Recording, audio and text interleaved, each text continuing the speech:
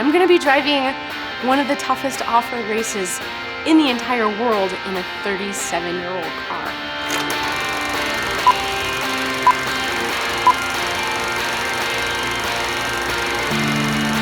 This is the Mint 400. This is kind of like the, I want to say the creme de la creme, but it's kind of like the holy grail. You know, it's the one race that when it disappeared, I think a lot of people were like, whoa, why did it disappear? And now that it's back and it's rocking, it's like everybody wants to drive it. I don't think they even care if they finish it, but just it's one of those races like, yeah, I raced in the Mint, you know, just to say they could. It means a lot to a lot of the drivers out there. But I'm gonna be driving a 37-year-old car. I'm gonna be driving one of the toughest off-road races in the entire world in a 37-year-old car. I have no idea what to expect. The car's built really well, but it's vintage, so there's that added pressure of don't crash, keep it on all fours, maybe even drive slow, which is really hard for me to do. So it's gonna be an interesting race because I've never driven this course. I've never driven in the Mint. Nonetheless, have I ever driven in a car that has such limited suspension travel, ground clearance, that's so lightweight, rear engine.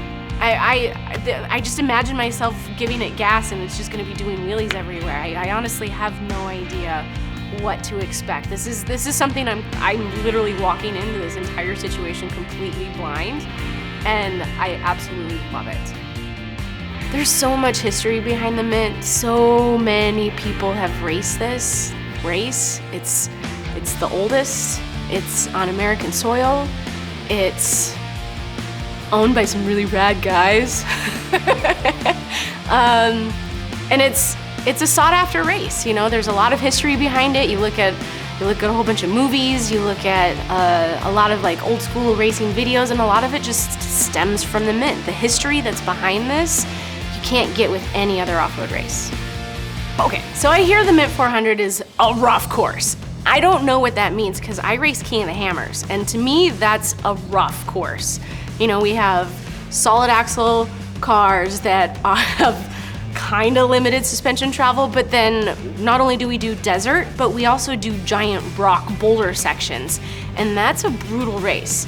I've raced that race 8 years now, and I've won it twice, Spec class, stock modified class, and then I took that stock mod car, and then we just finished 12th.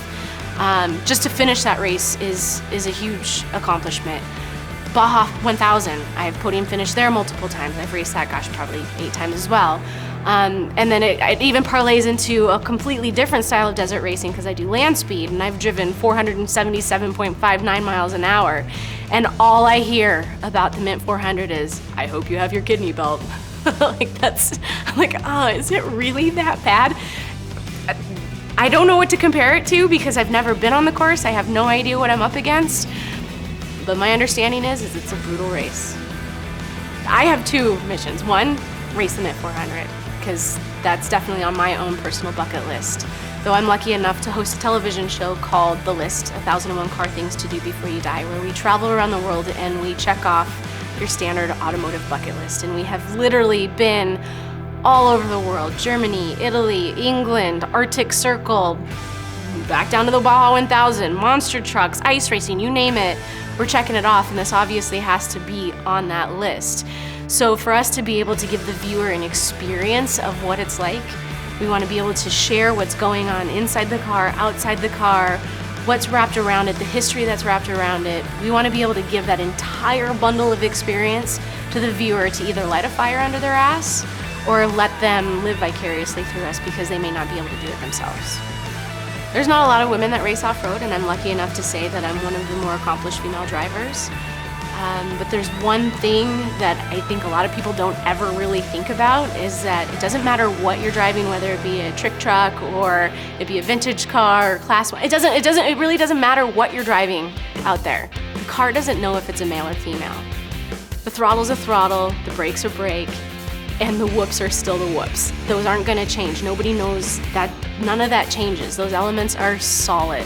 So the fact that there's people out there like me that are racing, there's chicks out there like me that are racing and proving that If I can do it, anybody can do it. This isn't a motorsport that's made just for guys. Girls can race too. Ladies, women, chicks, get out here, race. Put the throttle down and play with the boys, because it's so much fun. Off-road racing has completely changed my life and my perspective on what I can personally accomplish, whether it's in the office, on the road, with my colleagues. It really doesn't matter. I mean, if you can go out and you can go into the middle of the desert and you can tackle some of the things that we're up against, imagine what you can do in real life.